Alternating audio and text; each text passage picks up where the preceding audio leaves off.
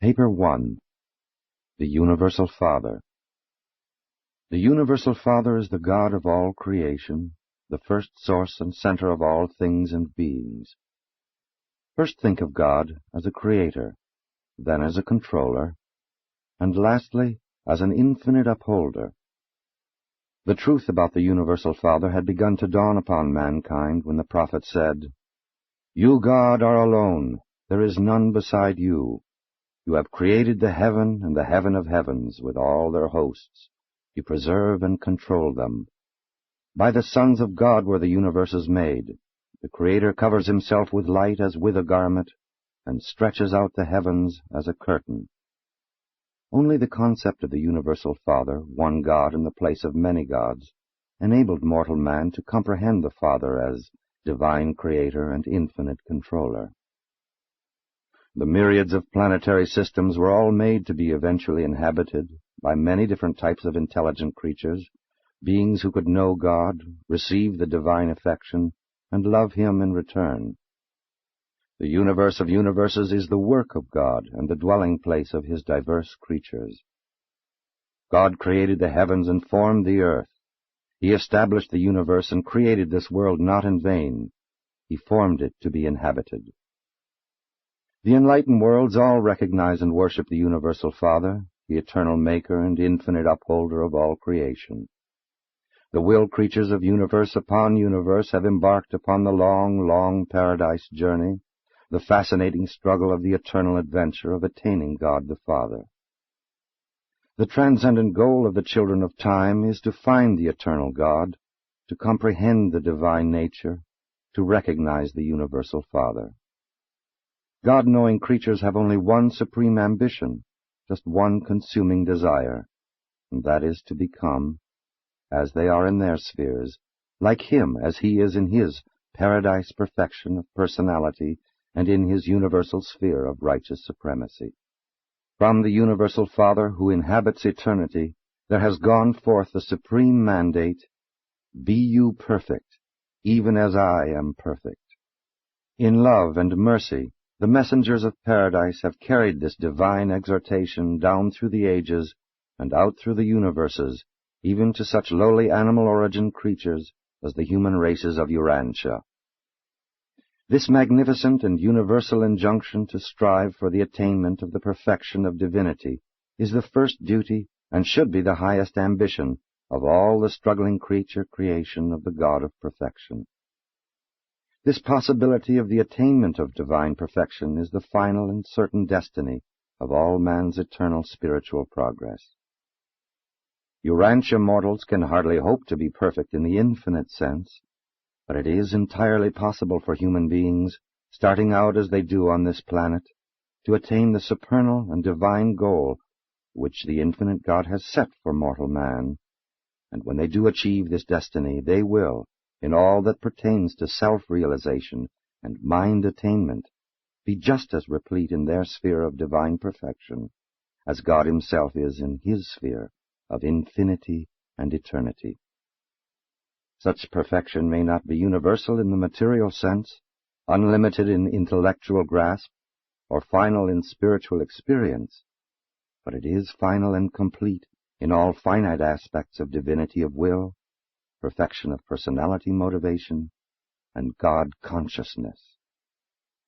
This is the true meaning of that divine command, "Be you perfect, even as I am perfect," which ever urges mortal man onward and beckons him inward in that long and fascinating struggle for the attainment of higher and higher levels of spiritual values and true universe meanings. This sublime search for the God of universes is the supreme adventure of the inhabitants of all the worlds of time and space. 1. The Father's Name. Of all the names by which God the Father is known throughout the universes, those which designate Him as the first source and the universe center are most often encountered. The first Father is known by various names in different universes and in different sectors of the same universe. The names which the creature assigns to the Creator are much dependent on the creature's concept of the Creator. The first source and universe center has never revealed Himself by name, only by nature. If we believe that we are the children of this Creator, it is only natural that we should eventually call him Father. But this is the name of our own choosing, and it grows out of the recognition of our personal relationship with the first source and center. The Universal Father never imposes any form of arbitrary recognition, formal worship, or slavish service upon the intelligent will creatures of the universes. The evolutionary inhabitants of the worlds of time and space must of themselves, in their own hearts, recognize, love, and voluntarily worship him. The Creator refuses to coerce or compel the submission of the spiritual free wills of his material creatures. The affectionate dedication of the human will to the doing of the Father's will is man's choicest gift to God. In fact, such a consecration of creature will constitutes man's only possible gift of true value to the Paradise Father. In God, man lives, moves, and has his being. There is nothing which man can give to God except this choosing to abide by the Father's will, and such decisions, effected by the intelligent will creatures of the universes, constitute the reality of that true worship which is so satisfying to the love-dominated nature of the Creator Father. When you have once become truly God-conscious, after you really discover the majestic Creator and begin to experience the realization of the indwelling presence of the divine controller, then, in accordance with your enlightenment and in accordance with the manner and method by which the divine sons reveal God, you will find a name for the Universal Father which will be adequately expressive of your concept of the first great source and center. And so on different worlds and in various universes, the Creator becomes known by numerous appellations, in spirit of relationship, all meaning the same, but in words and symbols, each name standing for the degree, the depth of his enthronement in the hearts of his creatures of any given realm. Near the center of the universe of universes, the Universal Father is generally known by names which may be regarded as meaning the first source. Farther out in the universes of space, the terms employed to designate the Universal Father more often mean the universal center. Still farther out in the starry creation, he is known as on the headquarters world of your local universe, as the first creative source and divine center. In one nearby constellation, God is called the Father of universes. In another, the infinite upholder, and to the east, the divine controller. He has also been designated the Father of lights, the gift of life, and the all-powerful one. On those worlds where a paradise son has lived a bestowal life, God is generally known by some name indicative of personal relationship, tender affection, and fatherly devotion. On your constellation headquarters, God is referred to as the Universal Father, and on different planets in your local system of inhabited worlds, he is variously known as the Father of Fathers, the Paradise Father, the Havona Father, and the Spirit Father. Those who know God through the revelations of the bestowals of the Paradise Sons eventually yield to the sentimental appeal of the touching relationship of the Creature-Creator association and refer to God as our Father. On a planet of sex creatures, in a world where the impulses of parental emotion are inherent in the hearts of its intelligent beings, the term Father becomes a very expressive and appropriate name for the eternal God. He is best known, most universally acknowledged, on your planet, Urantia, by the name God. The name he is given is of little importance. The significant thing is that you should know him and aspire to be like him. Your prophets of old truly called him the everlasting God, and referred to him as the one who inhabits eternity. 2. The reality of God. God is primal reality in the spirit world. God is the source of truth in the mind spheres. God overshadows all throughout the material realms.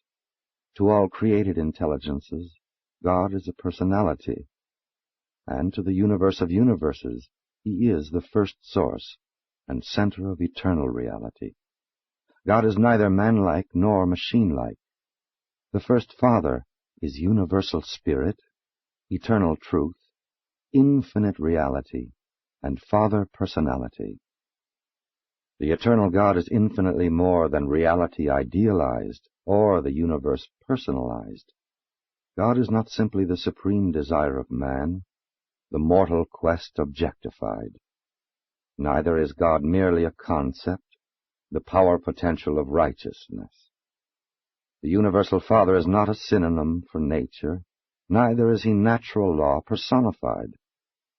God is a transcendent reality, not merely man's traditional concept of supreme values.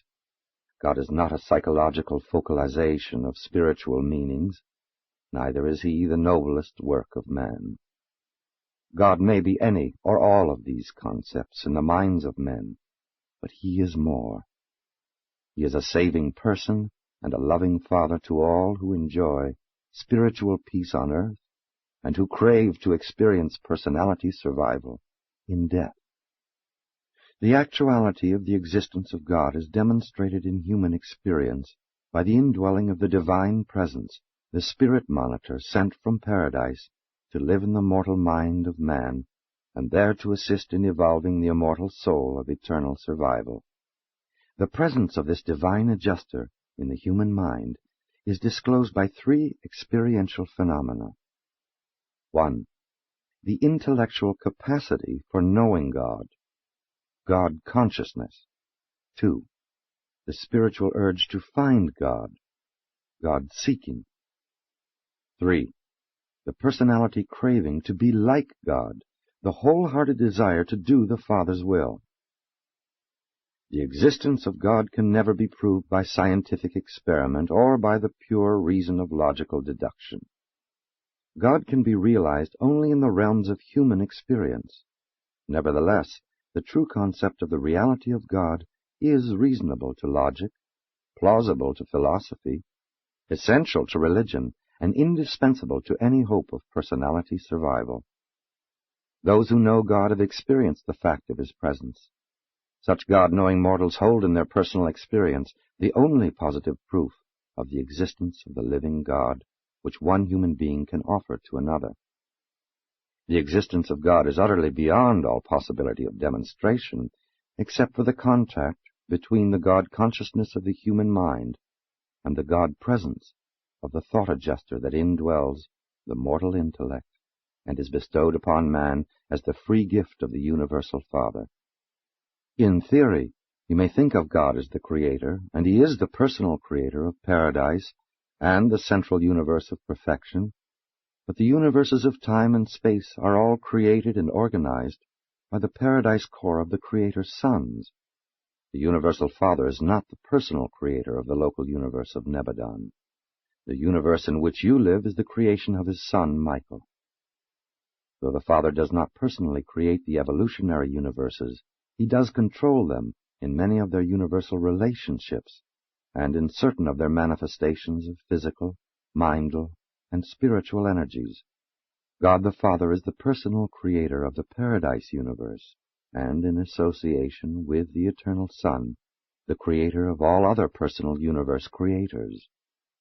As a physical controller in the material universe of universes, the first source and center functions in the patterns of the eternal Isle of Paradise, and through this absolute gravity center, the eternal God exercises cosmic over-control of the physical level equally in the central universe and throughout the universe of universes. As mind, God functions in the deity of the infinite Spirit. As Spirit, God is manifest in the person of the eternal Son and in the persons of the divine children of the eternal Son. This interrelation of the first source and center with the coordinate persons and absolutes of paradise does not in the least preclude the direct personal action of the universal Father throughout all creation and on all levels thereof. Through the presence of his fragmentized spirit, the Creator Father maintains immediate contact with his creature children and his created universes. 3. God is a universal spirit. God is spirit. He is a universal spiritual presence. The universal Father is an infinite spiritual reality. He is the sovereign, eternal, immortal, invisible, and only true God. Even though you are the offspring of God, you ought not to think that the Father is like yourselves in form and physique, because you are said to be created in His image, indwelt by mystery monitors, dispatched from the central abode of His eternal presence. Spirit beings are real, notwithstanding they are invisible to human eyes, even though they have not flesh and blood. Said the seer of old, Lo, he goes by me, and I see him not.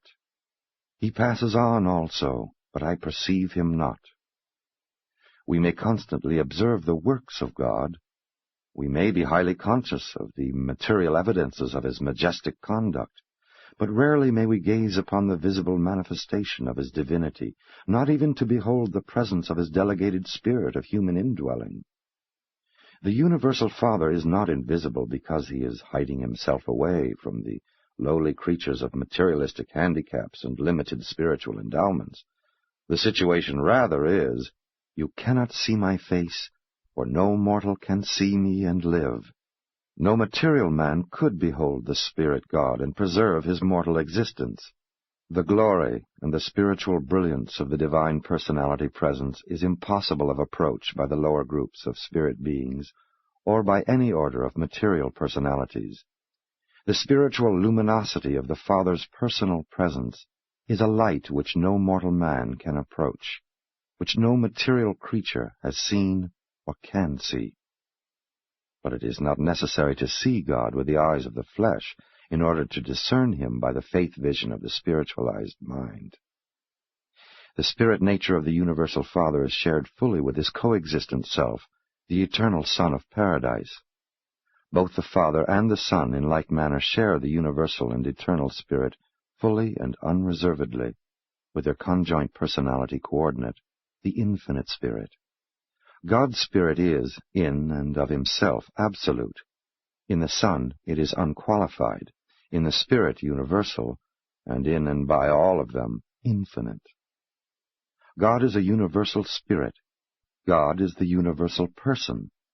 The supreme personal reality of the finite creation is Spirit. The ultimate reality of the personal cosmos is absolute Spirit. Only the levels of infinity are absolute, and only on such levels is there finality of oneness between matter, mind, and spirit. In the universes, God the Father is in potential the over-controller of matter, mind, and spirit. Only by means of His far-flung personality circuit does God deal directly with the personalities of His vast creation of will creatures, but He is contactable outside of paradise only in the presences of His fragmented entities, the will of God abroad in the universes. This paradise spirit that indwells the minds of the mortals of time and there fosters the evolution of the immortal soul of the surviving creature is of the nature and divinity of the universal Father. But the minds of such evolutionary creatures originate in the local universes and must gain divine perfection by achieving those experiential transformations of spiritual attainment which are the inevitable result of a creature's choosing to do the will of the Father in heaven. In the inner experience of man, mind is joined to matter. Such material-linked minds cannot survive mortal death. The technique of survival is embraced in those adjustments of the human will and those transformations in the mortal mind whereby such a God-conscious intellect gradually becomes spirit-taught and eventually spirit-led. This evolution of the human mind, from matter association to spirit union, results in the transmutation of the potentially spirit phases of the mortal mind into the Urantia realities of the immortal soul. Mortal mind subservient to matter is destined to become increasingly material, and consequently to suffer eventual personality extinction. Mind yielded to spirit is destined to become increasingly spiritual and ultimately to achieve oneness with a surviving and guiding divine spirit, and in this way to attain survival and eternity of personality existence. I come forth from the eternal, and I have repeatedly returned to the presence of the Universal Father. I know of the actuality and personality of the first source and center, the eternal and universal Father. I know that while the great God is absolute, eternal, and infinite, he is also good, divine, and gracious. I know the truth of the great declarations, God is spirit, and God is love, and these two attributes are most completely revealed to the universe in the eternal Son. 4. The mystery of God. The infinity of the perfection of God is such that it eternally constitutes a mystery, and the greatest of all the unfathomable mysteries of God is the phenomenon of the divine indwelling of mortal minds. The manner in which the Universal Father sojourns with the creatures of time is the most profound of all universe mysteries. The divine presence in the mind of man is the mystery of mysteries. The physical bodies of mortals are the temples of God. Notwithstanding that the sovereign Creator sons come near the creatures of their inhabited worlds, and draw all men to themselves, though they stand at the door of consciousness, and knock and delight to come in to all who will open the doors of their hearts. Although there does exist this intimate personal communion between the Creator's sons and their mortal creatures, nevertheless, mortal men have something from God himself which actually dwells within them.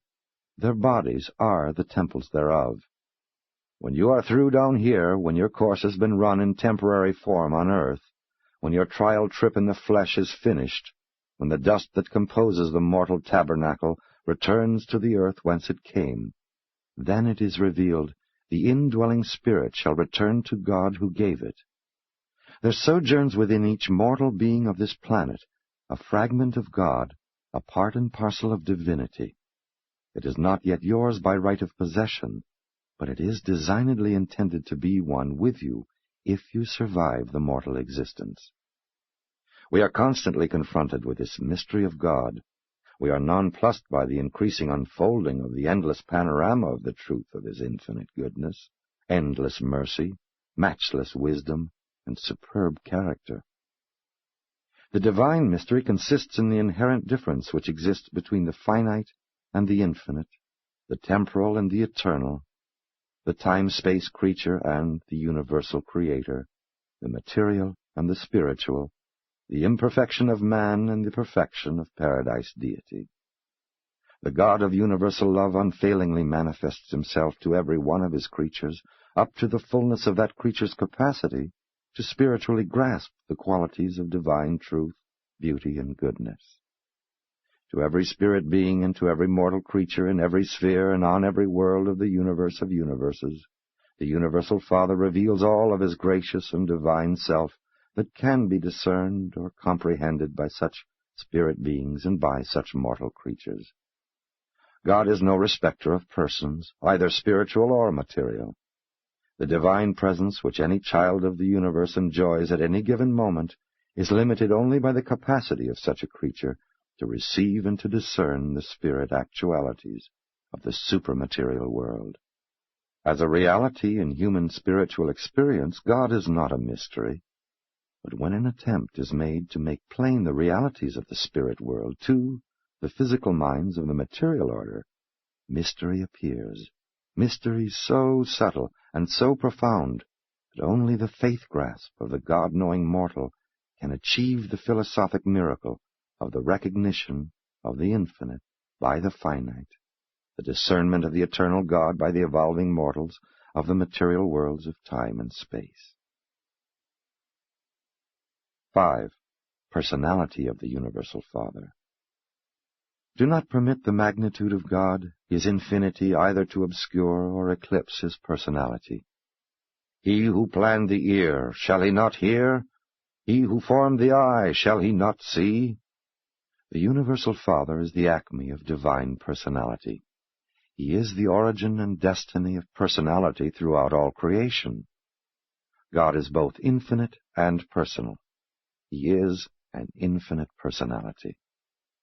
The Father is truly a personality, notwithstanding that the infinity of his person places him forever beyond the full comprehension of material and finite beings. God is much more than a personality as personality is understood by the human mind. He is even far more than any possible concept of a superpersonality. But it is utterly futile to discuss such incomprehensible concepts of divine personality with the minds of material creatures whose maximum concept of the reality of being consists in the idea and ideal of personality. The material creature's highest possible concept of the universal creator is embraced within the spiritual ideals of the exalted idea of divine personality. Therefore, although you may know that God must be much more than the human conception of personality, you equally well know that the Universal Father cannot possibly be anything less than an eternal, infinite, true, good, and beautiful personality. God is not hiding from any of his creatures. He is unapproachable to so many orders of beings only because he dwells in a light which no material creature can approach.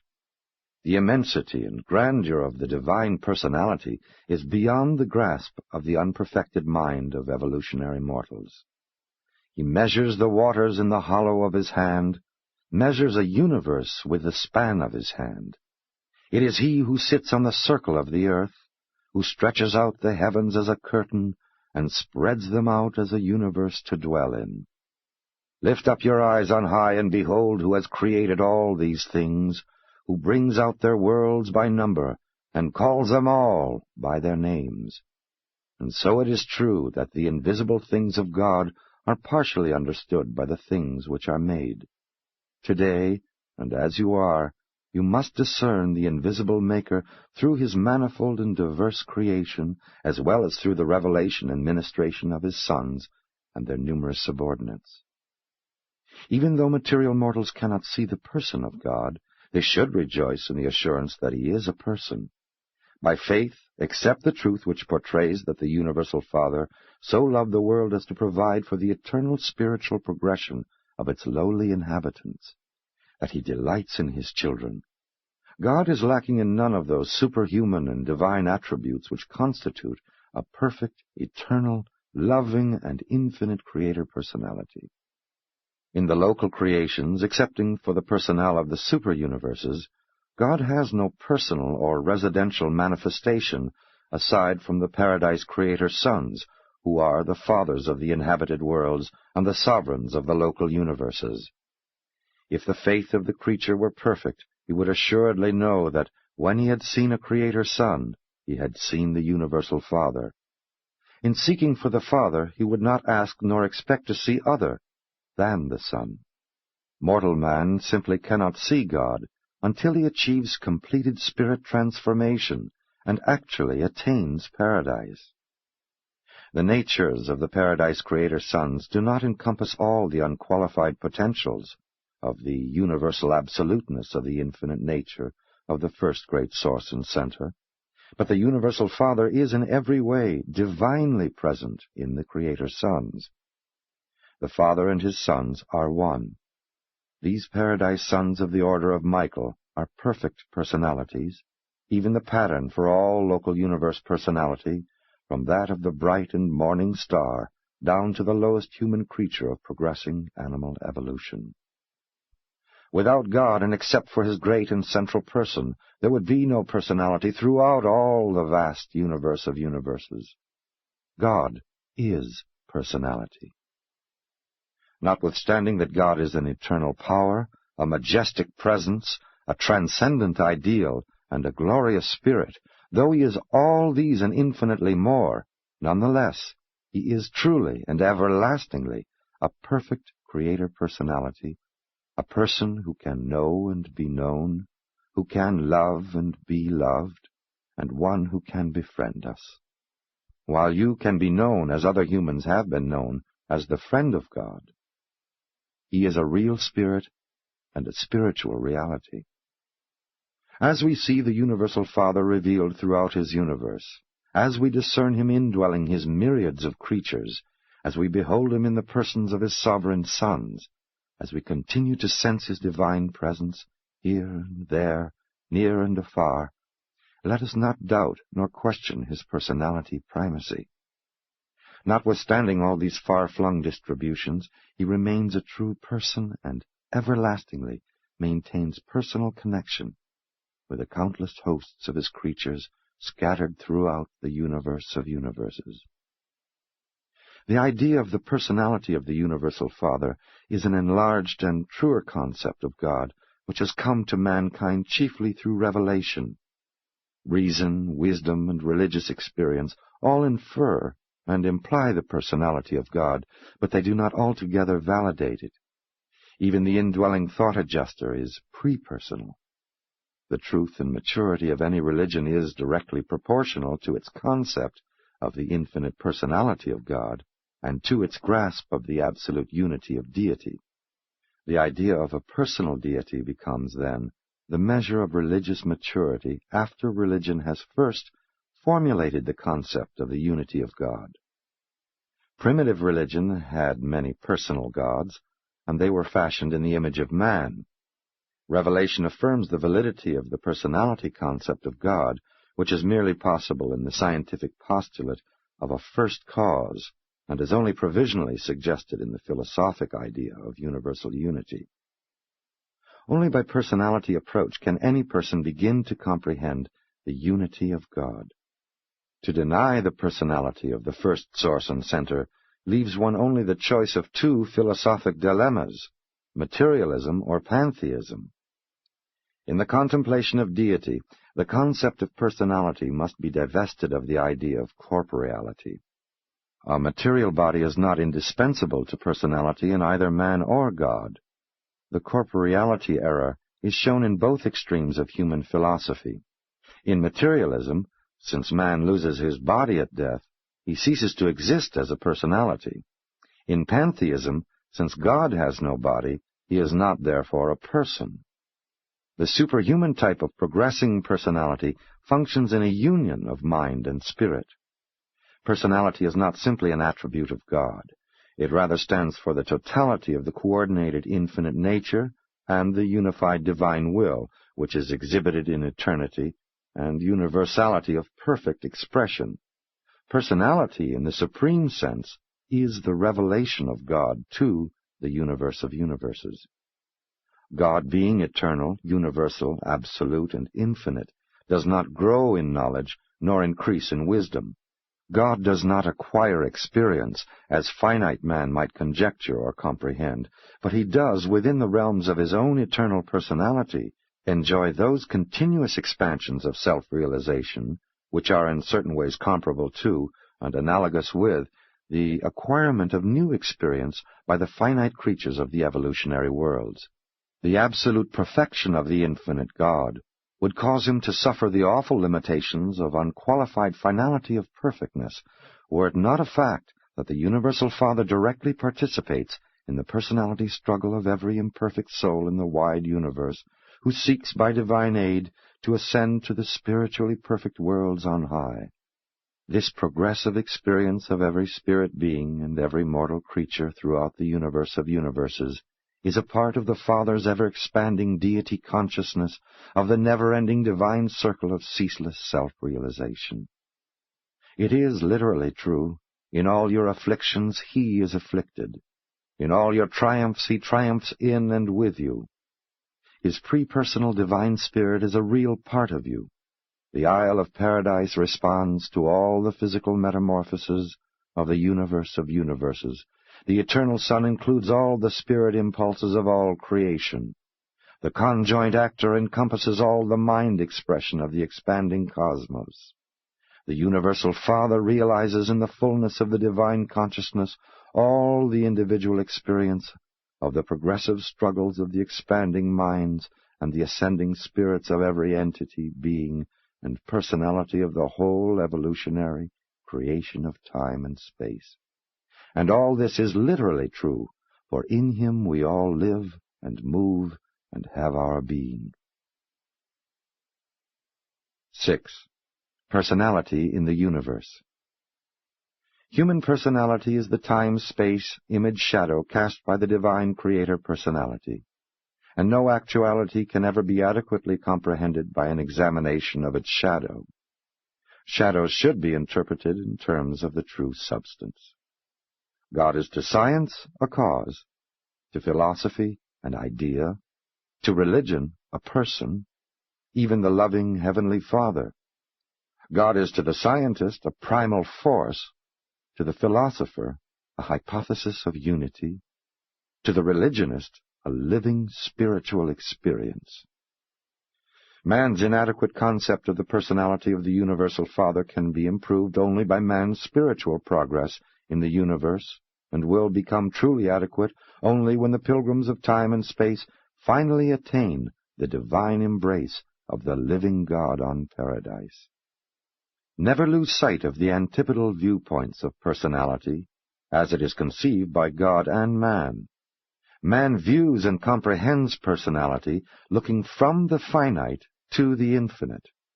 God looks from the infinite to the finite. Man possesses the lowest type of personality, God the highest, even supreme, ultimate, and absolute. Therefore did the better concepts of the divine personality have patiently to await the appearance of improved ideas of human personality, especially the enhanced revelation of both human and divine personality in the Urantian bestowal life of Michael, the Creator's Son.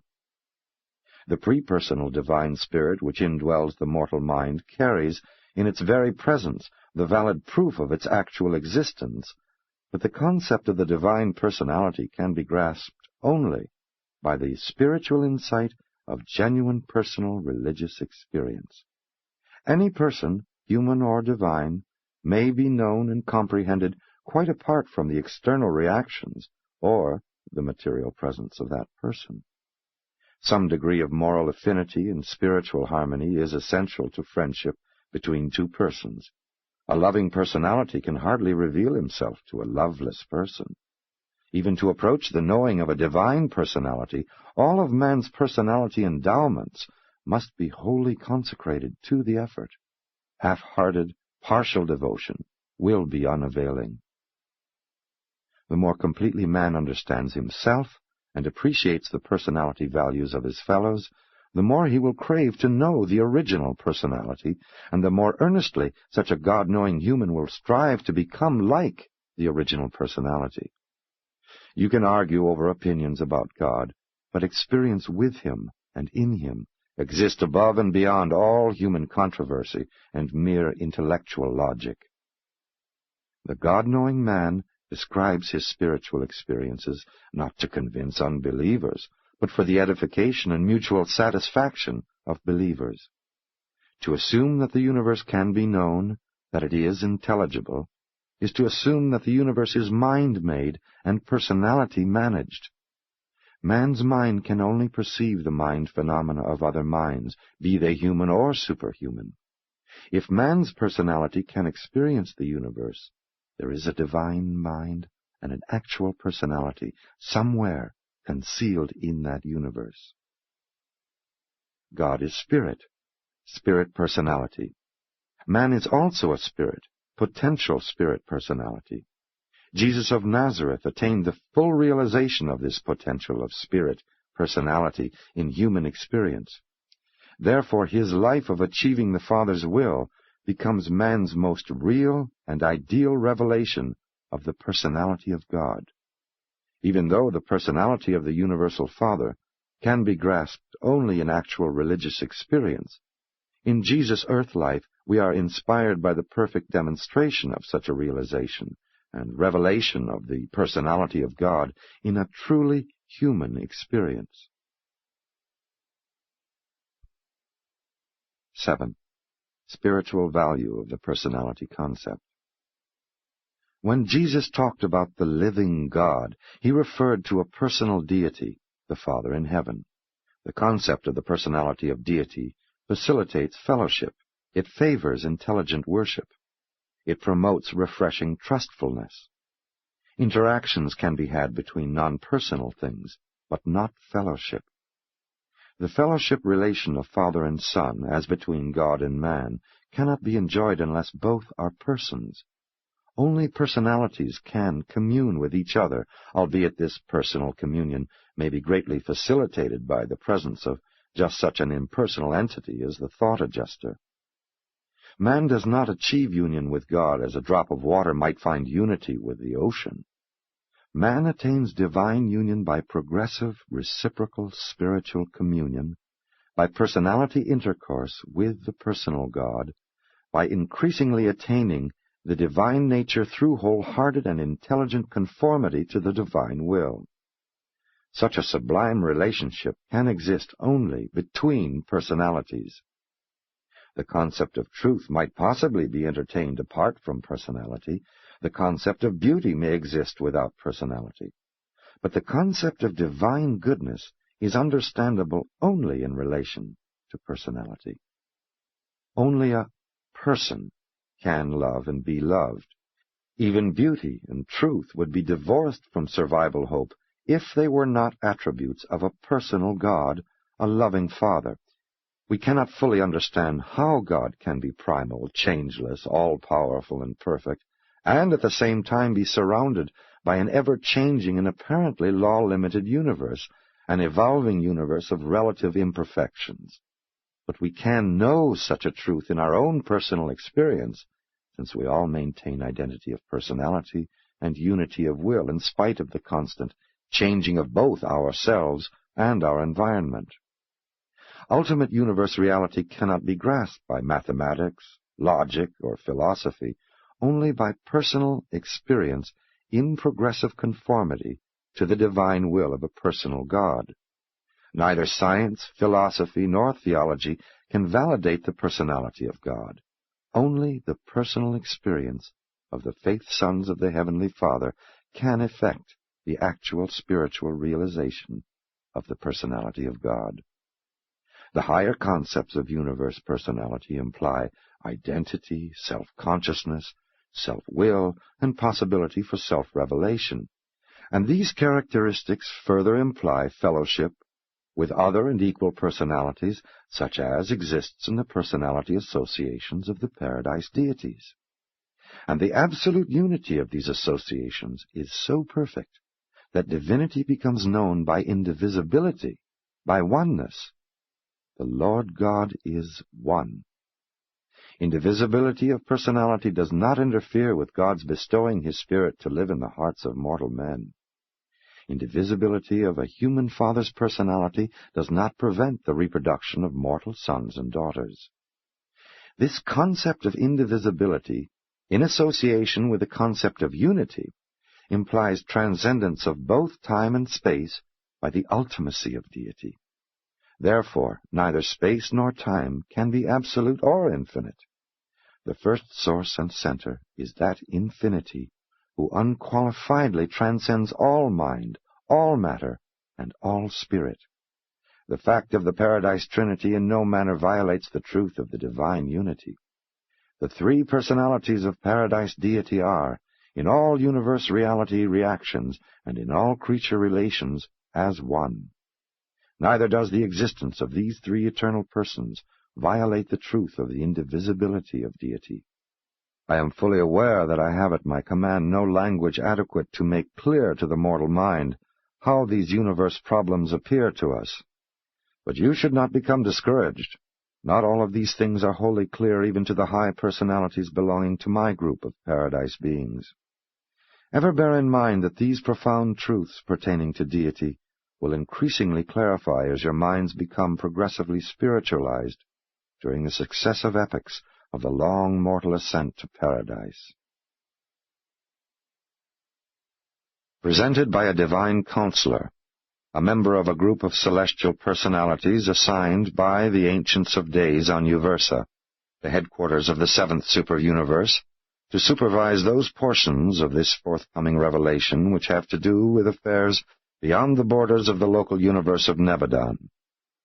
I am commissioned to sponsor those papers portraying the nature and attributes of God because I represent the highest source of information available for such a purpose on any inhabited world. I have served as a divine counselor in all 7 of the superuniverses and have long resided at the paradise center of all things. Many times have I enjoyed the supreme pleasure of a sojourn in the immediate personal presence of the Universal Father, I portray the reality and truth of the Father's nature and attributes with unchallengeable authority. I know whereof I speak.